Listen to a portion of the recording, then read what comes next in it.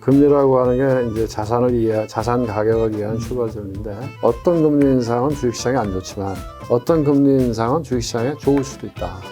그래서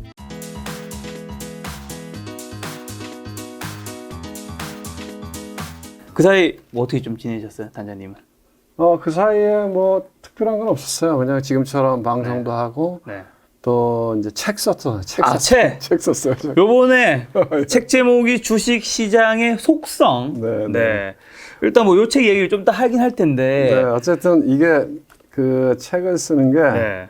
그게 보통 일이 아니더라고요. 아, 그래서 이제 혹시 첫 번째 책인가요? 첫 번째입니다. 그래서 주중에는 아무래도 뭐 다른 일도 있고 하기 집중이 안 되니까 네.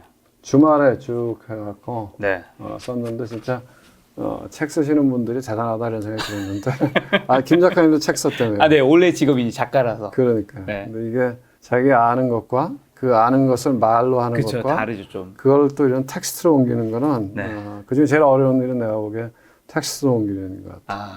그렇죠. 아무래도 텍스트는 또 굉장히 다 정확해야 되잖아요, 모든 것들이. 그렇죠. 왜냐하면 이제 떠드는 거는 뭐 이렇게 떠들고 그러는데 이거는 팩트 체크도 해야 되는 거죠. 맞아요. 그리고 내가 하는 말을 객관적으로 입증을 할 수 있는 뭐 에피소드나 데이터나 그쵸. 이런 것들도 확인해야 되는 거니까. 그리고 이 텍스트로 다 남아버리니까. 그리고 또 나중에 그 편집하고 교정 보는 일이 무지하게 짜증이 나더라고요. 보통 뭐 1교, 2교, 한 6교까지 출판사에서 뭐 다시 보내주고 왔다 갔다. 갔다 하는 거 뭐. 그리고 뭐 또 제가 이제 로펌에 있으니까 네. 로펌 일도 좀 하고 그다음에 이제 저도 이제 동학캠이잖아요. 네. 그러니까 이제 투자도 하고. 네. 동학개미셔서 제가 이제 투자 관련된 얘기 여쭤보기 전에 네. 요 책 한 가지만 먼저 여쭤보고 시작하려고 하는데요. 그렇죠. 네. 보통 저도 책을 한 8권쯤 내보니까 어휴. 사실 하고 싶은 말은 딱 네. 요만큼 있어요. 그래요? 근데 그것만 책을 낼 수는 없잖아요. 네, 그러다 보니까 책이 좀 이제 두꺼워지긴 하는데 네. 단장님께서 진짜 이 책을 통해서 하고 싶은 말씀은 네. 뭔가요? 하고 싶은? 저는 이제 이런 거죠. 그러니까 그거 굉장히 중요한데 네. 제가 여기도 이제 그런 얘기를 썼죠. 제목에 보면 네. 시장을 알아야 투자가 투자가 보인다. 네, 그래서 저희가 이제 결국 우리가 뭐 도시어부 이런 네. 프로그램 있잖아요. 네, 알고 있습니다. 그런 거 보면 물고기 이제 낚시하는 프로그램인데 보면 바다에 가서도 하고 그러잖아요. 네. 그러면 무지하게 잘하시는 분인데 네. 어떤 날은 못 잡는 경우도 있잖아. 그렇죠. 그죠? 그러니까 이제 어떻게 보면 우리가 바다 낚시 같은 거 나가서 물고기 잡으려면 예를 들어서 무슨 뭐 가서 이 우럭을 잡는다. 네. 그런 우럭에 대해서도 잘 알아야 되겠죠.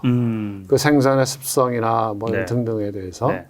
그렇지만 그 우럭에 사는 바다를 알아야 될 거 아니냐, 그죠? 그렇죠. 어떤 때는 뭐 물때가 안 좋으면은 아무리 낚시를 잘하는 사람도 못 잡는 때도 있고. 네.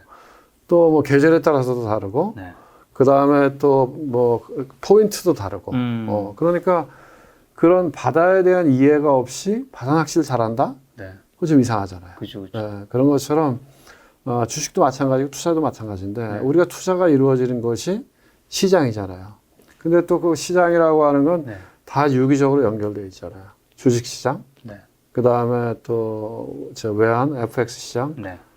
그 다음에 뭐 금리 이런 네. 것들이 다 유기적으로 연결되어 있잖아요. 네. 그래서 그런 그 시장에 대한 기본적으로 내가 이해는 어느 정도 하고 나서 할 수 있어야 그 다음에 주식을 볼 수 있는 눈들이 더 좋아지지 않을까. 예를 들면 똑같은 삼성전자 주식인데 네. 작년에는 그렇게 좋다 그랬는데 그렇죠. 올해는 또 비리비리하고 뭐 펀더멘털이 나빠졌냐?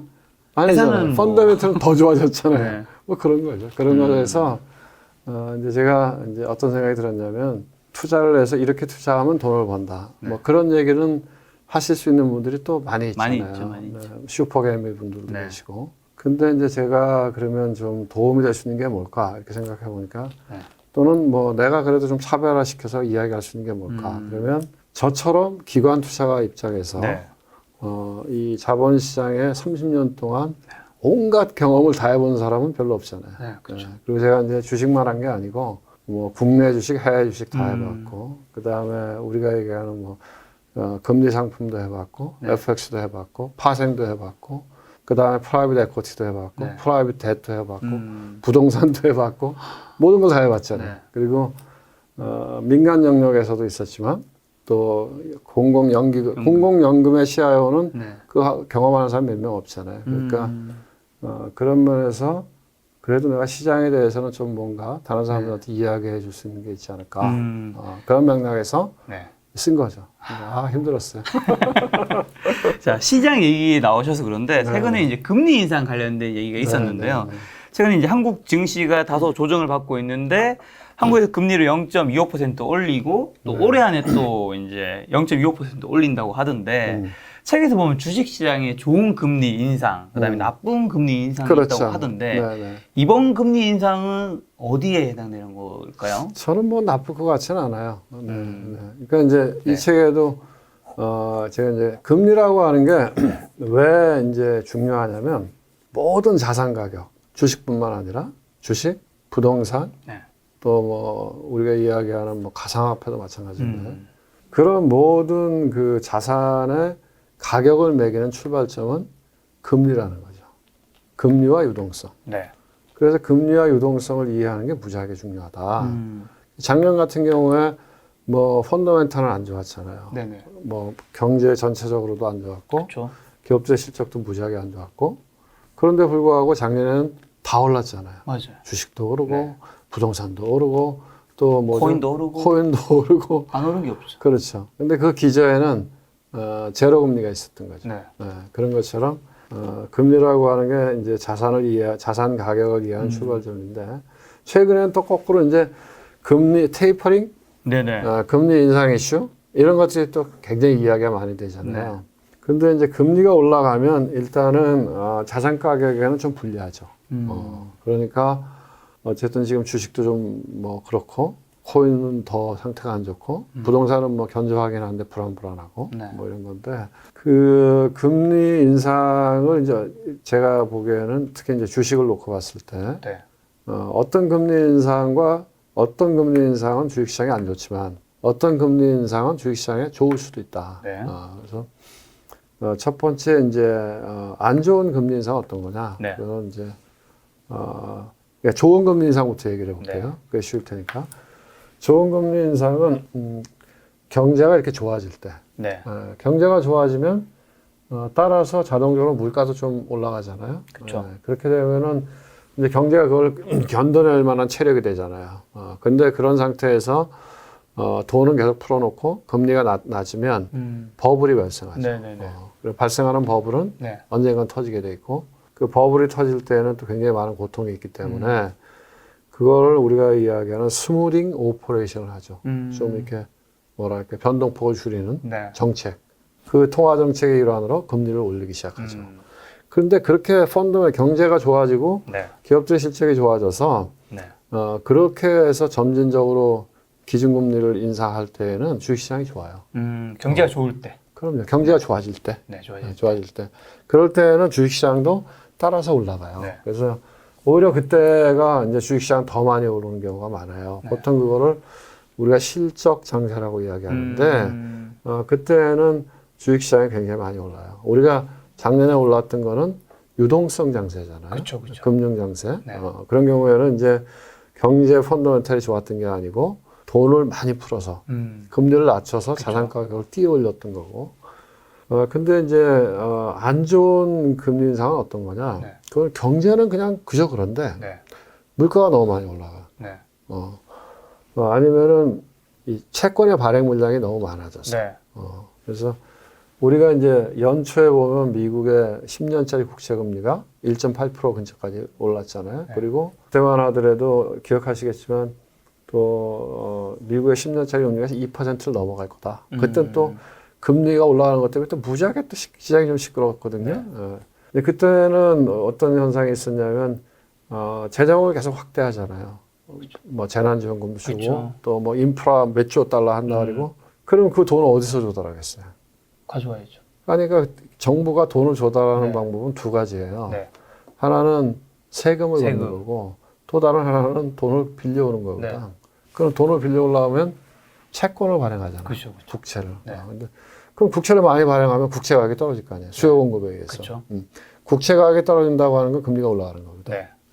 근데 그런 상태에서 물가 올라가거나 아니면 정부가 재정 적자를 확대하면서 채권 발행이 늘어나서 올라가는 금리 인상은 주식시장에 많아지죠. 아니, 대표적인 케이스가 역사적으로 중앙은행 총재, 미국의 연준 의장, 그러면 딱 머릿속에 떠올리는 사람 누구예요? 벤 버냉키요?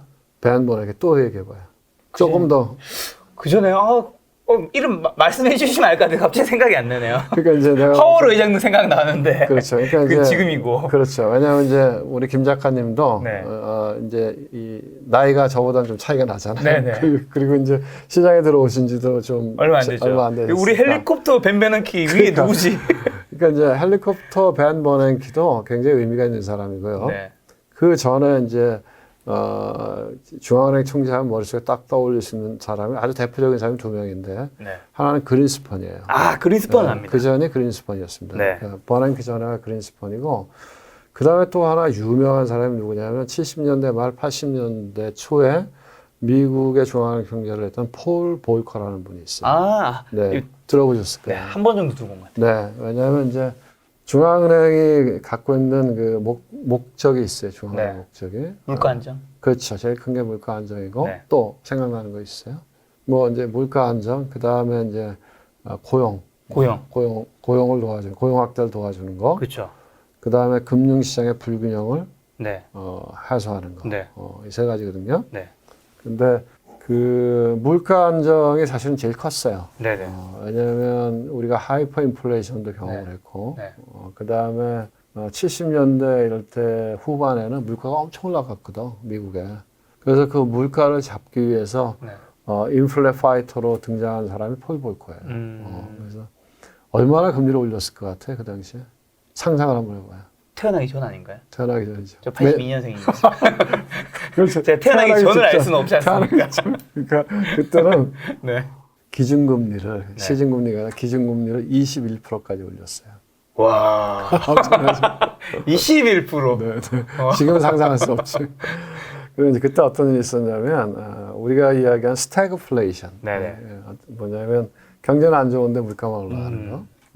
그 원인이 뭐냐면 70년대 후반에 중동 전쟁 이후에 오일 쇼크가 있었거든요. 네. 그래서 중동에 있는 국가들이 석유 자원을 무기화해서 네. 오페크를 결성하고 원유 수출을 제한했거든. 네. 그래서 유가가 엄청나게 올라갔고 그 당시만 해도 유가에 대한 의존도가 높았기 때문에 그래서 그거를 이제 그 인플레를 잡기 위해서 폴 볼커가 들어와서 네. 진짜 무지막지하게 금리를 올렸어요. 그래서 그 당시에 뭐 이 책에도 그런 얘기가 얼핏 나오는데 네. 폴 볼커가 뭐 권총을 소지하고 다녔다는 얘기도 있고 경호원을 데리고 다녔다는 얘기도 있어요. 왜 위험해서요? 위협을 받았어. 왜냐면 경제가 많이 나빠졌어요. 아, 많이 나빠졌으니까. 그리고 그러니까 얼마나 그 반발이 심했겠어요. 사람들이 돈 푸는 걸 좋아하지만 돈 쪼이는 건 안 좋아하잖아요. 안 좋아하죠. 그리고 지미 카터 대통령이 그때 재선을 못했어요. 왜냐하면 보통 미국은 네. 다 연임을 하는 게 하잖아요. 일반적인데 네. 지미 카터 대통령은 또 굉장히 평판도 좋았던 분인데 못했고 트럼프가 못했고 그다음에 아들 부시가 못했고 네네. 어쨌든 그래서 이제 뭐 그런 물가 인상 때 금리를 높이는 거는 네. 그 주식시장에는 바람직하지 안 좋- 않다. 근데 네. 이제 지금은 뭐 그런 정도의 인플레는 별로 없어요. 다만 이제 최근에 조금 원자재 가격이 올라가는 것 때문에 부담을 네. 느끼고 있는 거고 그런 상태입니다. 그래서 지금은 사실 금리 인상은 없고 지금은 우리나라는 금리 인상을 했죠. 네. 근데 그거는 우리나라 같은 경우는 지금 부동산 가격이 너무 올라갔잖아요. 그렇죠, 그렇죠. 그리고 또 우리가 뭐 금리가 너무 낮아요. 0.5%잖아요. 기준금리가. 이번에 올라서 0.75인데 네. 뭐 미국은 제로금리인데 이렇게 얘기하시는 분이 있지만 그건 다른 거거든. 왜냐면 거기는 기축통화잖아요. 네. 우리는 이머징 통화잖아요. 네. 그래서 만약에 우리가 금리를 너무 낮게 갖고 가고 그다음에 통화 팽창을 계속하면 결국 환율이 깨집니다. 그래서 나라가 망할 수 있거든요. 네. 그렇기 때문에 건전성을 늘 유지하고 가야 돼요. 네. 그런 맥락에서 이번에 금리를 올린 거라고 보시면 되고 중앙은행 목표 중에 하나가 금융시장의 불균형의 해소인데 네. 지금 사실 부동산이 너무 올랐잖아요. 그렇죠. 그런 면에서는 뭐 그렇게 무리한 금리 인상은 아니다 이렇게 봅니다. 그리고 주식시장에서도 별로 그것 때문에 걱정할 필요는 없다. 크게 걱정할 요소는 네, 아니다. 네, 네. 근데 최근에 원래 우리나라 증시가 1월에 뭐 3,200 후반에 찍고 중간에 좀 내렸다가 어쨌든 7, 8월에 3,300 계속 왔다 갔다 그렇지. 하고 있었잖아요. 네, 네, 네. 근데 진짜 갑자기 한순간에 쑥 3,050까지 갔다가 그렇죠. 그때 네. 뭐 사람들이 약간 공포 분위기로 음, 갔지만 다행히 음. 3,150까지 정도는 올라오긴 네, 했는데 네, 네, 네. 현재 이 상황은 좀 어떻게 보세요, 단장님은? 억울하죠. 난 억울하다고 봐요. 억울하다고요? 네. 뭐가요? 그러니까 우리나라가 펀더멘탈 이슈가 아니거든. 이렇게 빠지는 게. 펀더멘탈 네. 뭐 주가가 많이 올라와서 네. 뭐 다소 좀 부담스러운 건 있지만 네. 주가 3,000포인트 올라왔지만 사실은 기업의 영업이익도 많이 늘었거든. 상반기 영업이익을 보면 거의 100조거든요. 네. 전년 대비하면 거의 더블 가까이 늘어난 거거든. 그러니까 주가가 올라간 걸 충분히 정당화시킬 수 있어요. 펀더멘탈이. 네. 근데 외국인이 왜 이렇게 파느냐? 음. 그거는 우리가 놀고 있는 판이 안 좋아서 그래. 물이 안 좋아서. 이머지 마켓이라서. 그렇죠. 제가 몇 번 방송에서 얘기했지만, 네. 우리가 지금 말이 안 되는 얘기거든요. 네. 아니, 우리가 지금 선진국이에요? 아니면 후진국이에요? 선진국이죠. 선진국이죠. 왜냐하면 유엔에서도 그렇게 분류했고, 그 다음에 우리나라 경제 규모나 무역 규모 세계 10위 안에 들어가 있고. 그러니까 근데 왜 우리는 계속 이머지 마켓에 그럼 들어가 우리가 있어요? 그리스나 아일랜드나 이런 나라보다 못해요? 아니요. 그렇죠. 근데 그리스나 아일랜드는 들어가 있어. 그런 나라들은 들어가 있고, 포르투갈도 들어가 있고, 아시아에서도 보면 싱가포르, 홍콩, 네. 뉴질랜드, 호주 들어가 있거든요. 일본 당연히 들어가 있고. 그러니까 근데 사실 우리가 뭐 홍콩, 뭐 중국 끼고 있으니까 좀 크게 그렇지만 뭐 싱가포르, 뉴질랜드 그거 우리가 해볼 만한 거 아니에요? 중국의 경제 규모도 더 크고. 그렇죠. 그러니까 그 미국 시장은 계속 올라가잖아요. 지금. 그러니까요. 그러니까 이 전 세계의 메이저 플레이어들은 연금, 그 다음에 국부 펀드, 네. 그리고 이제 퇴직연금 이런 것들이거든요. 네. 그리고 또 하나가 이제 최근에 이제 또 시장에서 주도하는 것이 ETF. 네, 그렇죠. 안 하셨죠. 근데 이런 자금들은 다 벤치마크 플레이어거든. 그러니까 지수를 따라서 매매하는 거예요. 네. 근데 그 벤치마크가 세계적으로 가장 많이 통용되는 벤치마크가 MSCI거든요. 네. 모건 스탠리 캐피털 인터내셔널에서 만든 건데. 네. 근데 우리는 지금 그 지수를 만드는 뭐 그거 말고는 이제 파이낸셜 타임즈에서 만든 FTSE가 있고 그다음에 우리가 많이 들어본 다우존스, 네, S&P, 네. S&P 그런 거에 우리 선진국 지수 들어가 있어요. 근데 여기에 못 들어가 있거든. 네. 그리고 우리가 이머징에 들어가 있는데 네. 주가 차트를 보면 선진국 MSCI 월드 인덱스는 이렇게 계속 올라가고 있어요. 네. 미국 거 비슷해. 왜냐하면 미국이 전 세계에서 차지하는 시가총액 비중이 50%가 넘어요. 그러니까 미국 하나가요? 네. 와, 진짜 천재구나. 그렇죠. 그러니까 미국은 미국을 따라 선진국 수는 계속 올라가는데 네. 이머징 마켓 인덱스, MSCI 이머징 마켓 인덱스를 보면 계속 이렇게 흘러내려요. 그러니까 우리 그 안에 있기 때문에 이렇게 되는 거거든. 코리아 디스카운트 받는다. 그리고 최근에 그럼 왜 이렇게 확 빠졌냐? 네. 그 내가 보기엔 두 가지인데 하나는 우리만 빠진 게 아니고 중국이 확 빠졌잖아. 중국이 그렇죠. 우두둑 무너졌잖아요. 네네. 네. 그럼 중국만 파냐? 음. 한국도 파는 거죠. 왜냐하면 MSCI 이머징 마켓 인덱스에서 네. 중국이 제일 크고 한국이 두 번째 크니까. 네. 그럼 그 사람들이 중국 따로 투자하고 한국 따로 투자하냐? 물론 그럴 수도 있는데 대부분의 자금은 그냥 MSCI 이머징 마켓 인덱스 이렇게 들어오거든. 그럼 그 비중을 줄이면 중국도 파이고 우리도 줄인 거거든요. 그러니까 이제 그런 억울함이 있고 그다음에 또 하나는 이제 최근에 반도체 고점 논란이 있었잖아요. 그렇죠. 그러니까 두 개 같이 엉켜갖고 그렇게 된 거죠.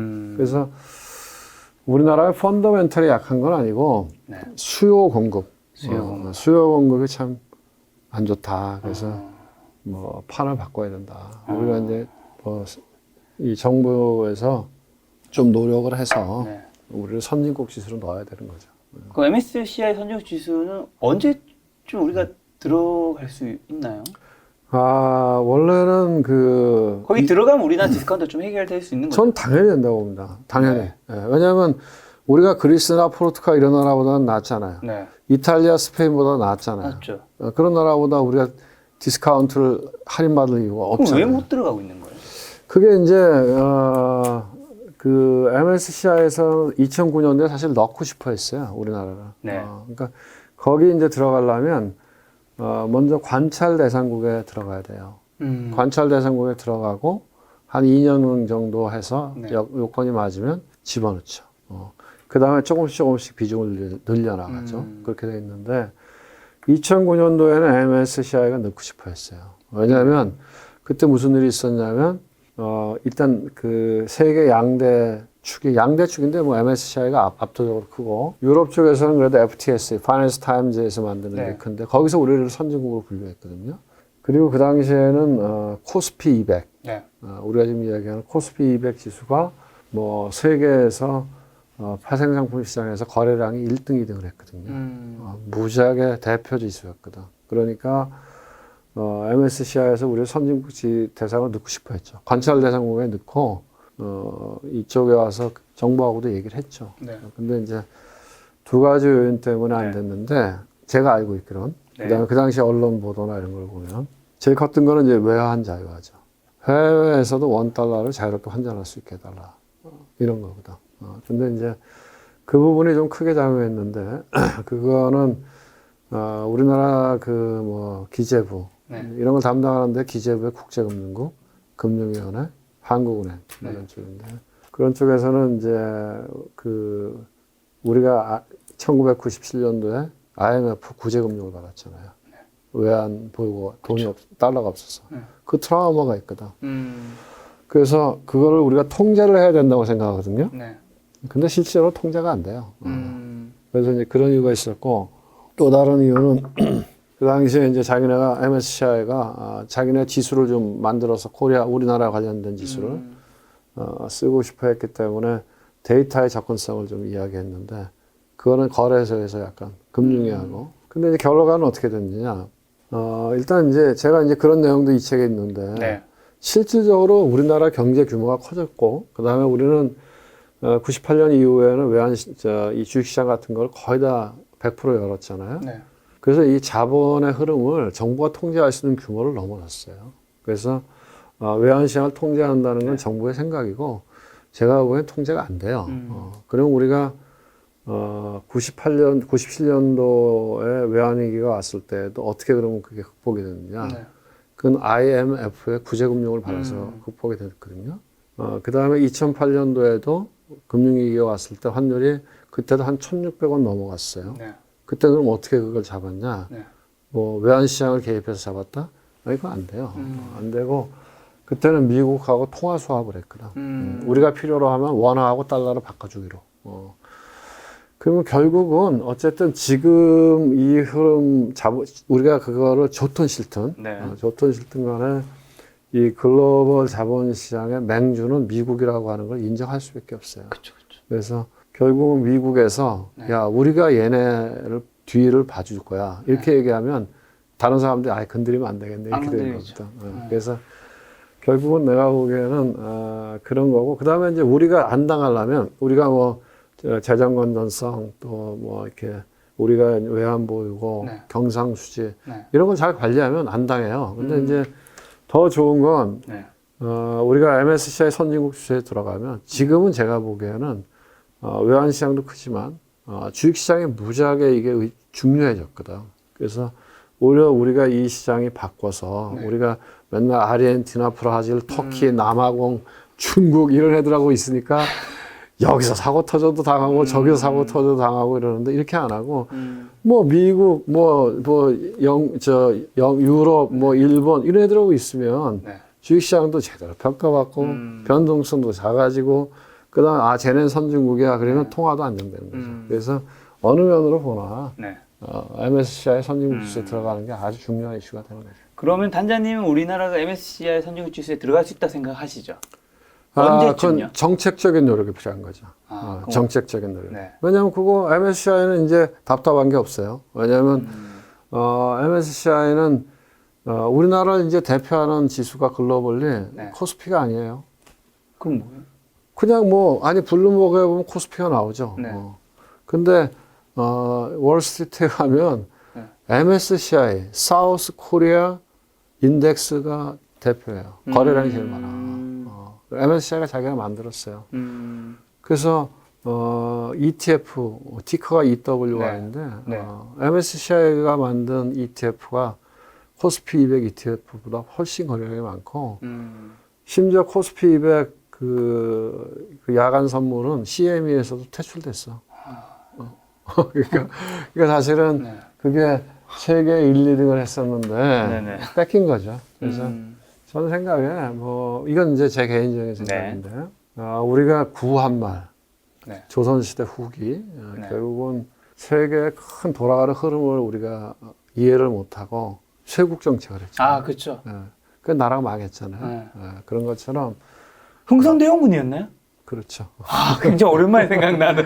그런 것처럼, 지금도 어떻게 보면 우리나라의 지정학적인 입장이 네. 무지하게 중요하거든요. 왜냐하면 큰 그림에서 보면 중국과 러시아를 중심으로 우리나라는 늘 강대국 사회에 있잖아요. 그렇죠. 끼어있죠. 근데 이제 지금의 패권은 미국이 갖고 있죠. 네. 그러니까 미국과 일본이 연합되어 있는 네. 해양 세력, 그 다음에 중국과 러시아의 대륙 세력, 그게 부딪히는 이 한반도의 한 끝을 우리가 붙잡고 있는 거거든. 네. 그러니까 이런 큰 글로벌한 흐름을 이해하면서 우리가 네. 잘 적응하지 않으면 네. 참 어렵다 이런 거죠.